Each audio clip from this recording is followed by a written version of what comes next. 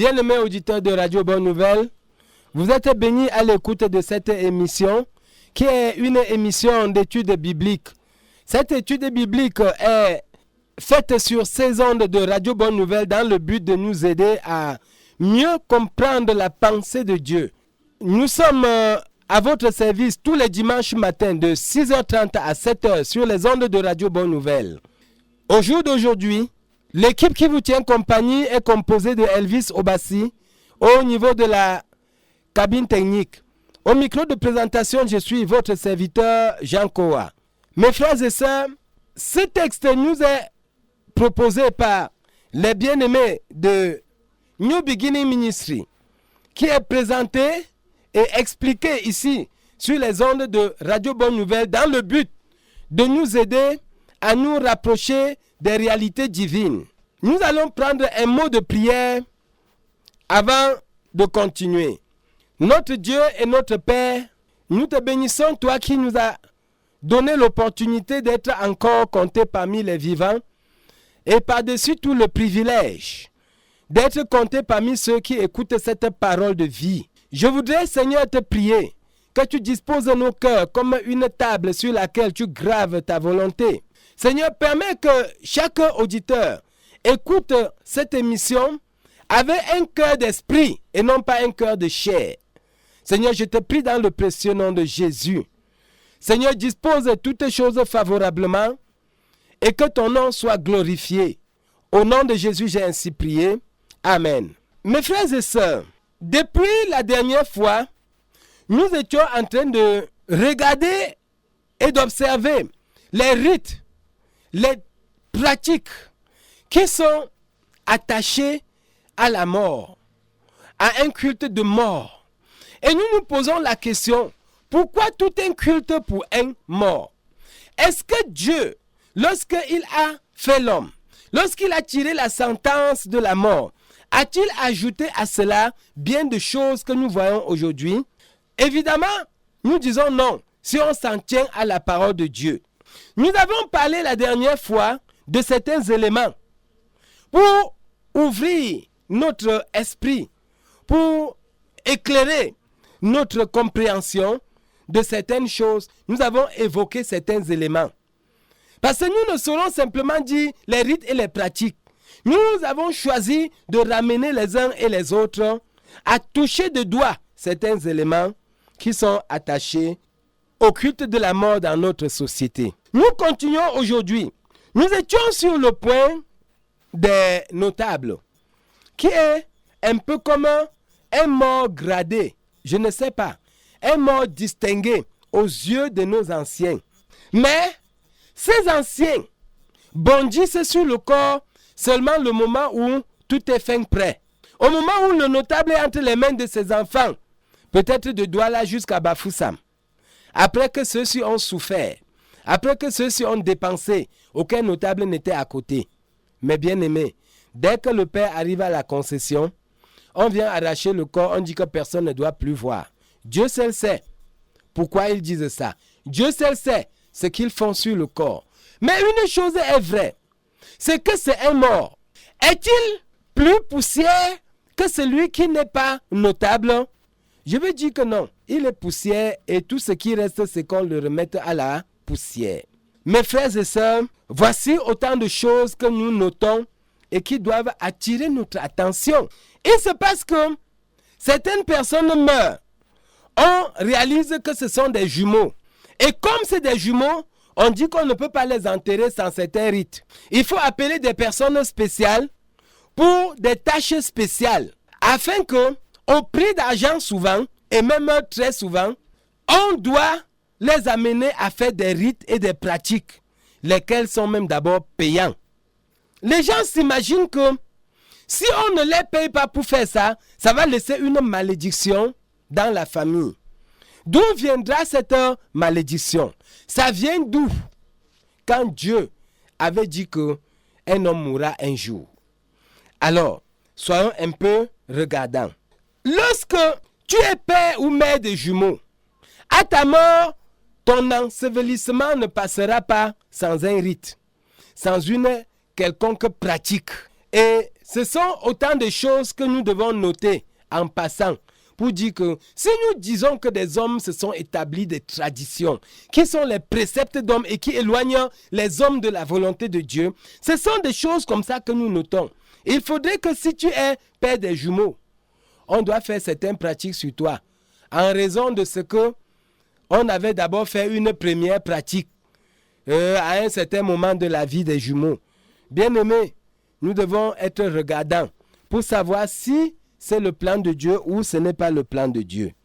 Est-ce que vous savez que même les albinos, quand les albinos meurent, on ne les enterre pas naturellement. Dans d'autres coutumes, sous d'autres cieux, les albinos sont comme des mystiques. Les albinos sont considérés comme des fantômes. Et par conséquent, quand un enfant naît albinos, on attend le jour de sa mort pour faire certaines pratiques. Dans la tête de plusieurs, c'est pour qu'un albinos ne revienne plus dans la famille. Alors, Dieu seul sait ce qu'il fait du haut de son trône. Dieu seul sait connaît quelle peau il donne à un homme. Pourquoi nous mystifions autant de choses? Les enfants de Dieu, nous devons faire attention parce que par toutes ces pratiques, on nous amène à un culte satanique, que nous le voulons ou non. Bien-aimés, il y a des enfants qu'on appelle des mauvais enfants. Et la pratique la plus visible pour ces mauvais enfants, c'est le fait qu'on ne doit pas l'enterrer dans la concession ni devant la cour de son père ou de sa mère. On ne doit pas l'enterrer devant la cour de son père ou de sa mère, prétendant que c'était un mauvais enfant venu pour nuire.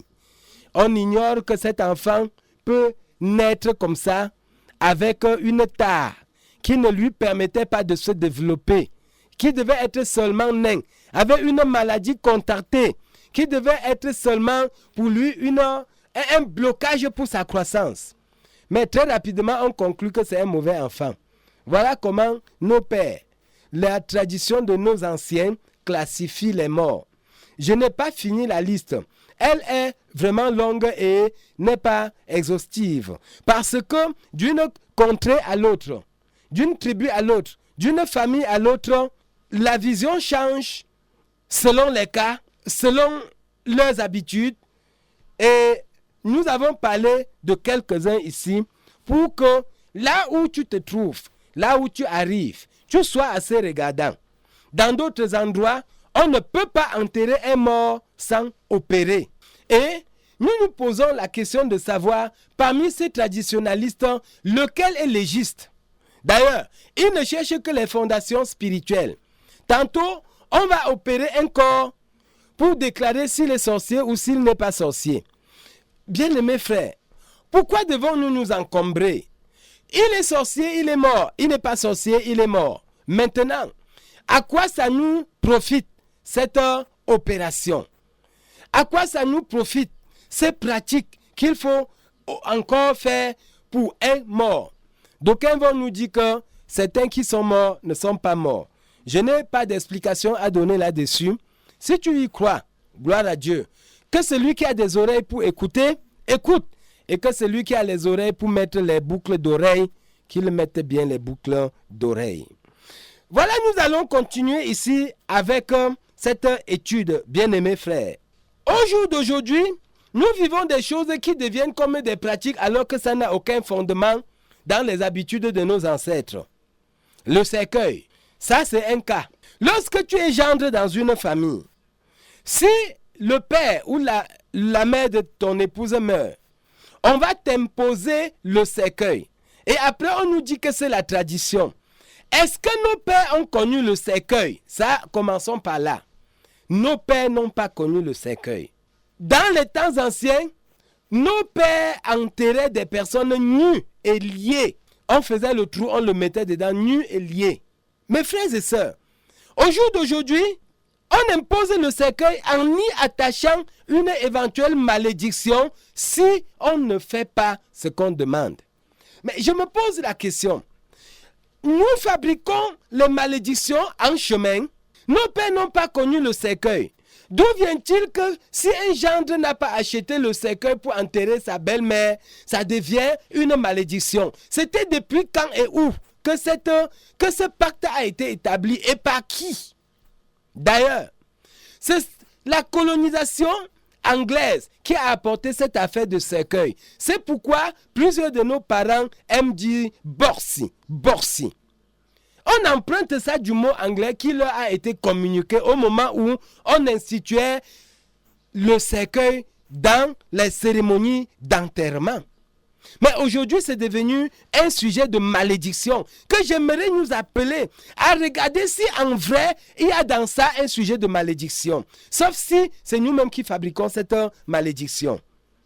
Et les marabouts et les voyants sont capables de te voir en route pour dire « Oh, tu avais enterré ta mère sans cercueil. Tu avais enterré ton père sans cercueil. » Et puis, c'est devenu une malédiction. Non! Il ne faut pas que nous soyons en train de suivre bêtement des choses qu'on nous raconte par-ci et par-là. Bien-aimés, faisons attention. On nous dit des choses. Si je ne suis pas en train de dire qu'on va enterrer sans cercueil, mais je suis en train de faire une lecture dans cette affaire où, dans nos concessions traditionnelles, des gens en ont fait le commerce. Et on impose. Et on te dit que si tu ne donnes pas l'argent du cercueil, si tu ne donnes pas ceci parce que ta belle-mère ou ton beau-père est mort, tu ne feras pas le tour du deuil. Attendons. Si on fait le tour du deuil, ça change quoi sur celui qui est mort? Ça profite à quoi pour ceux qui sont vivants? J'ai ma façon de voir les choses. Tour du deuil ou pas tour du deuil, je suis égal à moi-même. Bien-aimé dans le Seigneur, il y a le veuvage avec des pratiques inavouées, avec des pratiques vraiment inhumaines, avec des choses qu'on impose soit au veuf, soit à la veuve. J'en ai parlé plus haut. Et alors, est-ce que Dieu a programmé que lorsque tu dois perdre ton mari, lorsque tu dois perdre ta femme, on va t'imposer des rites, on va te soumettre à un rudiment inavoué? Non, Dieu n'a pas ajouté cela à sa sentence. Dieu a dit simplement, tu es poussière et tu retourneras poussière. Par le truchement de la mort, nous devenons poussière et on doit remettre la poussière à la poussière. Voilà autant de choses que des personnes ont monté autour du deuil et en ont fait du deuil un véritable culte. En ont fait d'un mort un véritable objet de culte. Et alors, est-ce qu'il est normal que nous soyons seulement silencieux pour regarder ça? Est-ce qu'il est normal que nous soyons toujours en train d'accepter tout ça? Moi, chacun de nous doit pouvoir répondre pour sa part. Autour de la cérémonie du deuil, en cas de mort d'homme, nous voyons comment le commerce des habits circule et tantôt crée même des tensions. Dans les temps anciens, on va l'obliger à porter la tenue bleue. Et en ce temps, on jugeait que la couleur bleue était pour les veuves et les veufs. Comme j'ai dit plus haut, remarquons que nos traditions et nos coutumes varient avec le temps. Au jour d'aujourd'hui, cette même couleur bleue, cette même tenue est devenue la tenue du mariage. En ces temps anciens, lorsque tu pouvais t'habiller en bleu, si ta femme est encore vivante, on va murmurer en disant il souhaite la mort de sa femme. Ou si c'est la femme, on dit la femme là souhaite la mort de son mari. Je dis des choses que j'ai vécues à mon bas âge. C'est des choses qui ont seulement changé de courbe en ces jours-ci. Et puis, pourquoi les habits interviennent absolument dans les cérémonies funèbres? Il faut les habits. Aujourd'hui, on est passé des habits de veuve bleu à blanc. Par le passé, les membres de la famille devaient porter le noir, tantôt pour 1 an, d'autres pour 2 ans. Pourquoi on a changé entre-temps? Ça veut simplement dire que le diable manipule les gens avec ces histoires. D'ailleurs, les Blancs qui ont apporté les habits ici ont obligé nos parents à porter les habits à coups de fouet. Donc il n'y avait pas les habits de mort chez nos parents. D'où vient-il aujourd'hui qu'on nous parle les habits de mort jusqu'à les marabouts et les sorciers nous disent qu'il y a malédiction attachée à ça? Ça vient d'où? Plusieurs enfants aujourd'hui, quand les parents ou un membre de la famille meurt, on va chercher les pagnes, on va chercher les uniformes. Et dans l'esprit de plusieurs, ils pensent que s'ils ne portent pas cet uniforme, une malédiction va le suivre. Il n'en est rien. C'est la conformité au monde présent. Il n'en est rien. C'est la mode et les habitudes qui nous amènent à cela. Il n'en est rien. Il n'y a pas de malédiction qui va te suivre. Moi, personnellement, je me mets de travers pour ces pagnes qu'on vend. Parce que je connais les enfants d'une même mère qui se sont déchirés après l'enterrement de leur maman parce que la première voulait vendre le pagne, la deuxième a dit que c'est elle qui va vendre le pagne. Le troisième a pris sa part de pagne, il n'a pas payé le prix du pagne. Et après l'enterrement de la mère, il n'est plus question qu'ils se parlent. Alors, voyez jusqu'à quel jeu le diable nous pousse. Et on fait de la mort tout un culte, avec des choses qu'on emprunte à droite et à gauche pour y mêler. Et on nous dit que c'est la tradition. Même cette tradition que nos pères n'ont pas connue, nous nous conformons seulement au siècle présent. Mes frères et sœurs, nous devons être regardants. Nous devons savoir faire le choix. Nous ne devons pas seulement marcher comme des simples moutons. Parce que toutes ces choses nous amènent souvent à heurter notre foi chrétienne, à heurter notre marche avec Dieu. Parce que le Seigneur dit que nous avons laissé le saint commandement de Dieu pour observer des vaines traditions des hommes. Et lorsque des personnes se lèvent pour toujours défendre, c'est comme ça qu'on a fait, c'est comme ça qu'on a fait. Attends, c'est même toujours de cette manière que nos parents nous ont rendus bêtes. Chaque fois qu'on pose une question par rapport à une pratique, on ne donne aucune explication. On te dit simplement, c'est comme ça qu'on fait. Chers enfants de Dieu, la Bible est formelle. Dans le livre de Romains, chapitre 12, comme nous l'avons lu au verset 2, j'aimerais que nous on relise ça. Il dit bien, ne vous conformez pas au siècle présent, mais soyez transformés par le renouvellement de l'intelligence afin que vous discerniez quelle est la volonté de Dieu, ce qui est bon, agréable et parfait. Il est simplement question pour nous de nous arrêter et de considérer toutes les valeurs qu'on met autour de nous et de discerner pour savoir ce qui est bon, agréable et même parfait aux yeux de Dieu. Mes chers frères et sœurs, les habits blancs, les habits bleus, les tricots, les photos et tout ce qu'on fait au sujet des morts, pour moi, je les interprète comme un culte rendu aux morts, qui est suffisamment condamné par le livre de Deutéronome chapitre 18 à partir du verset 11. C'est clair que nous ne devons en aucun cas rendre un culte à un mort, en aucun cas. Faisons attention.